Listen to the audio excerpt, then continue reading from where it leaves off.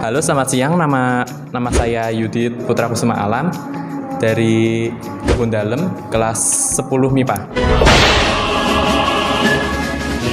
Teman saya, Nama saya Fani Dusugianto dari kelas 10 MIPA dari SMA Kebun Dalem.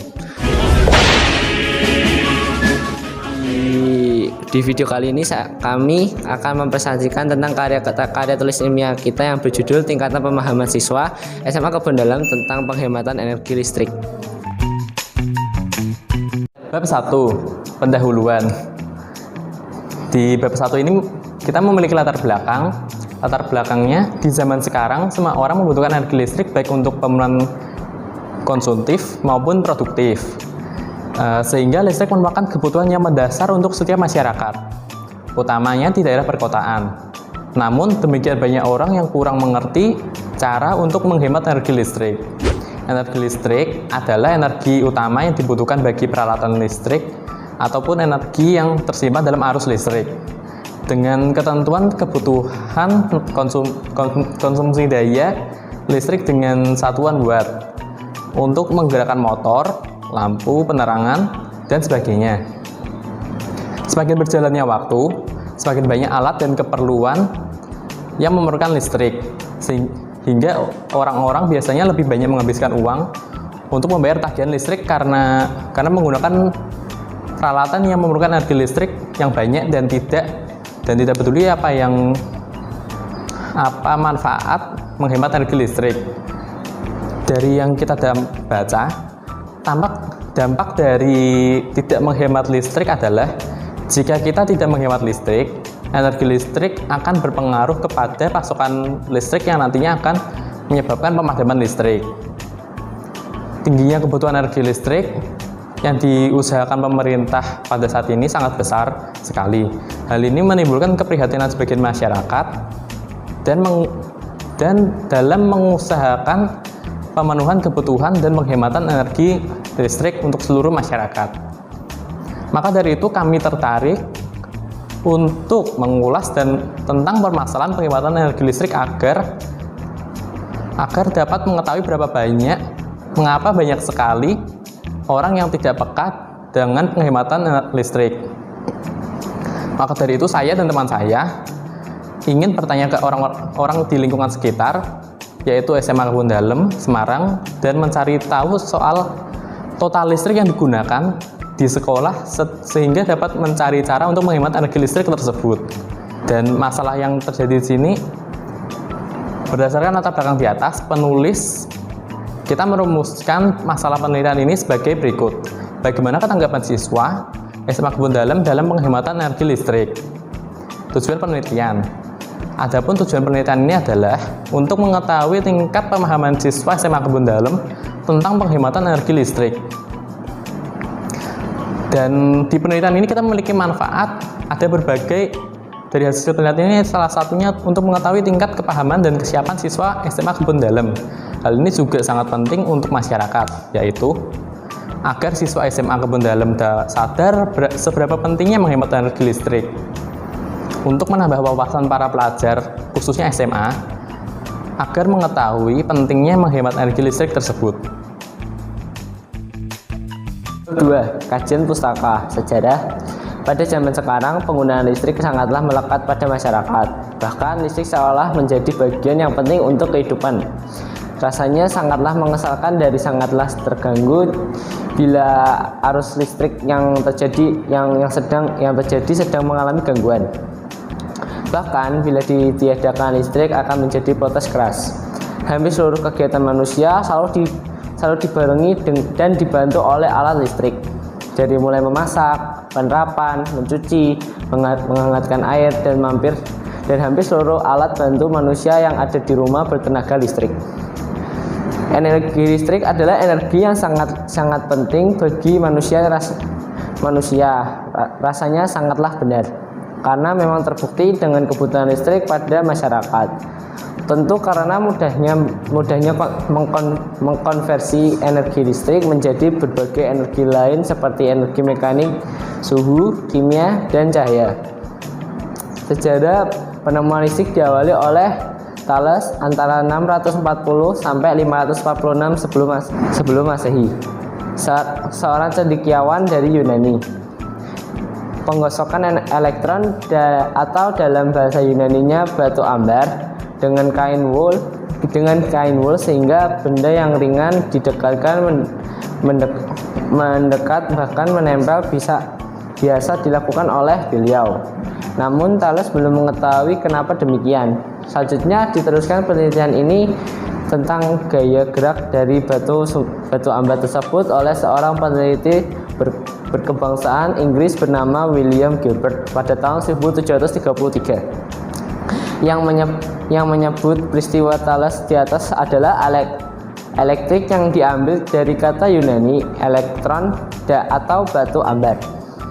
Selanjutnya oleh Charles Dufay tahun 1739. Berkebangsaan Prancis mengetahui bahwa elektrik itu terdiri dari negatif dan positif.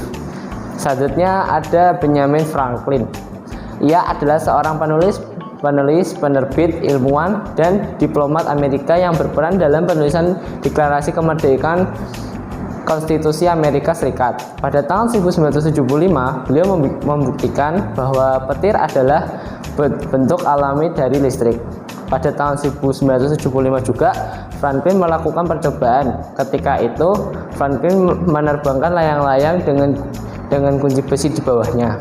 Ketika petir menyambar, percikan listrik menyambar kunci dan melompat ke pergelangan tangannya. Selanjutnya ada Alexandre Volta. Pada tahun 1800 berpendapat bahwa listrik itu seperti air dan berarti listrik itu sangat berguna karena mempunyai tenaga, sehingga pada akhirnya ia dapat membuat baterai sebagai sumber daya listrik. Pada saat itu tumpukan volta yang terbuat dari lempengan tipis tembaga dan seng dipisah dengan karton lembab. Dengan cara ini jenis listrik baru ditemukan. Volta menunjukkan bahwa listrik dapat dibuat untuk perjalanan dari satu titik ke titik lain dengan kawat. Selanjutnya ada Michael Faraday yang sangat tertarik dan terus meneliti jenis listrik magnet atau yang biasa disebut dengan elektromagnetik. Jika listrik dapat menghasilkan magnet, atau sebagaimana percobaan pertama, kenapa magnet tidak dapat menghasilkan listrik?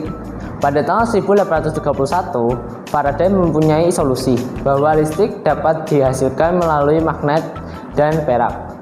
Faraday menemukan bahwa ketika magnet dipindahkan di dalam gulungan kawat tembaga, sebuah arus listrik kecil dapat mengalir melalui kawat, sehingga muncullah dinamo pembangkit listrik atau juga bisa disebut generator listrik, meskipun baru mampu menghasilkan listrik kecil dan berarus DC.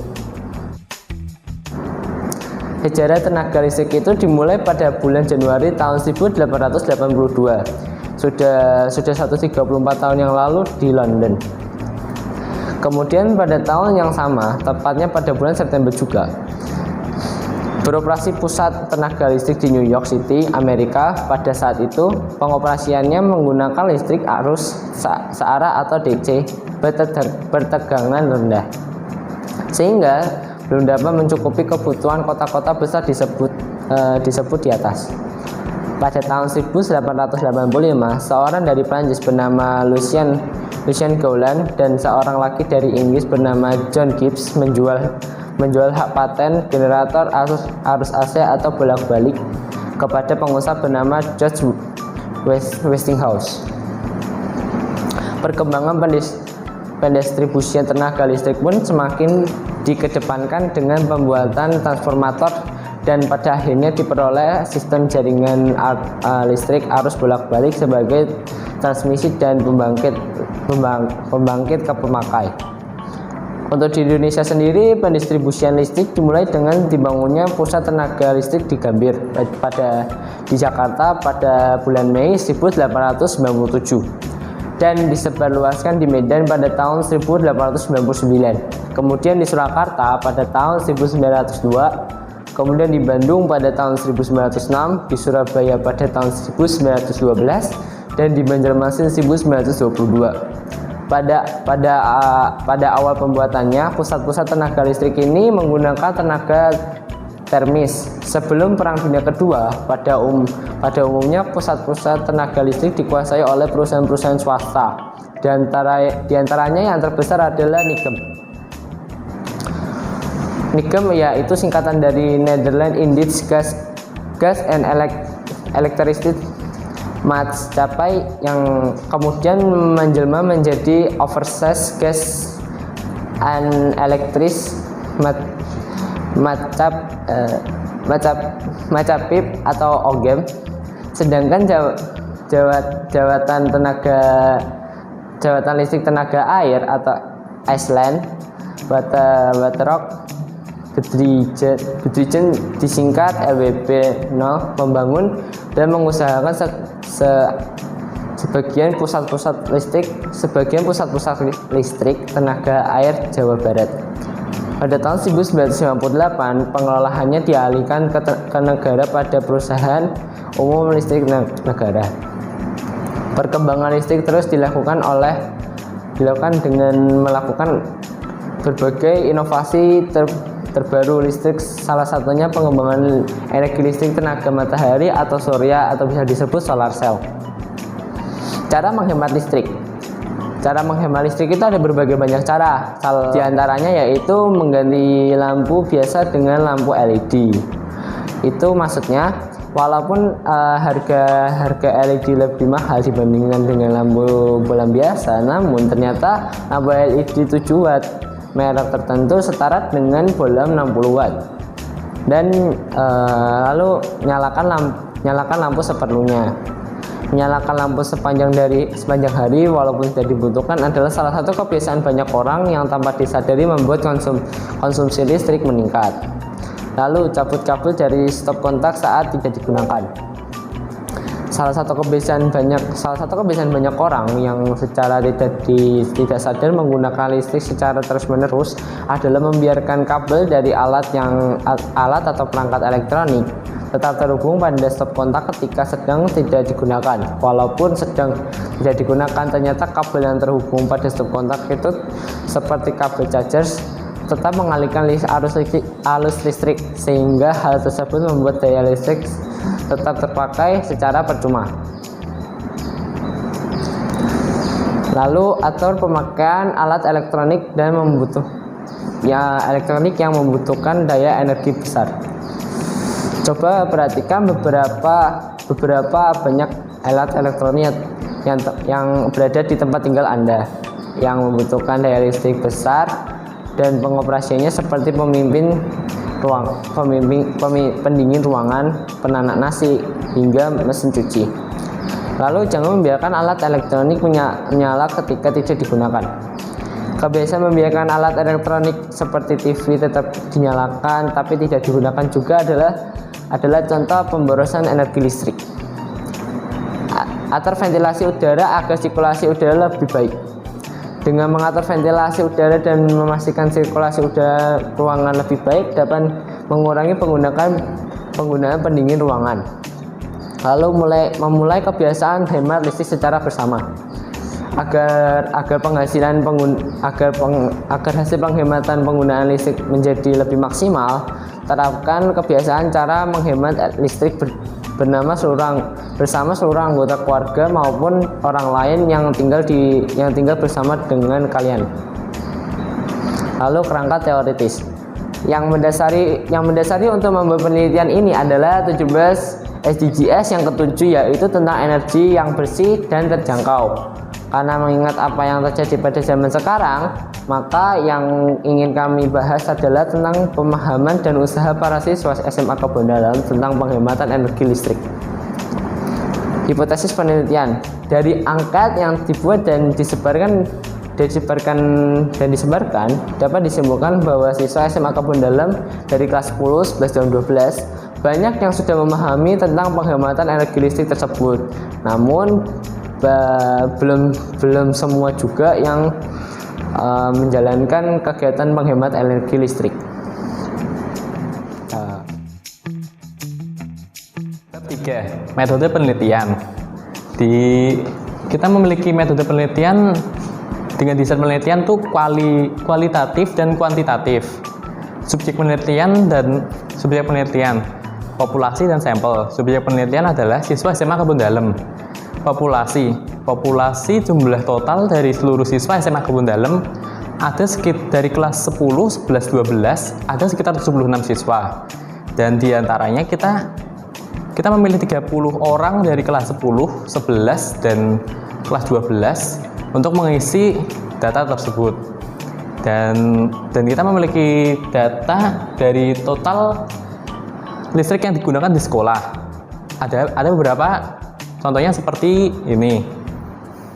Terus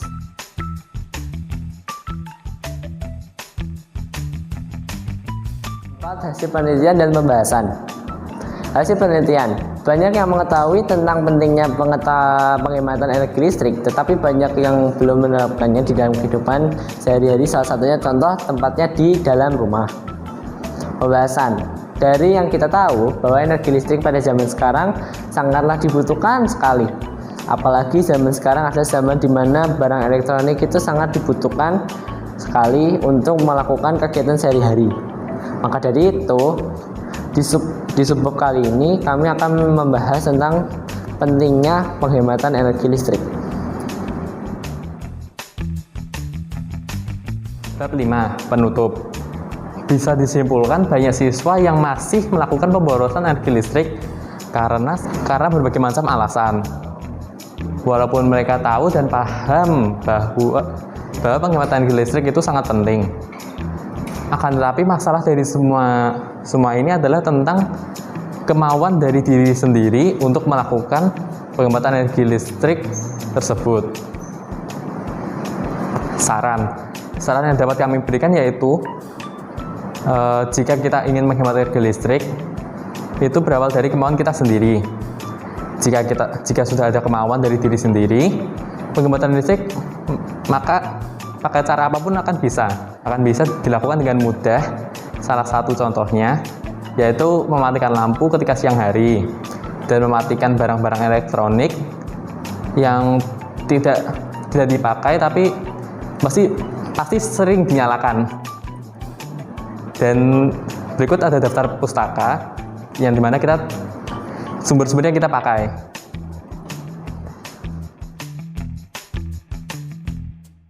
Oke, segitu saja penjelasan dari kami dari video yang ingin kami buat ini. Dan jika ada salah kata, kami mohon maaf dan kami ucapkan terima kasih. Sekian, terima kasih.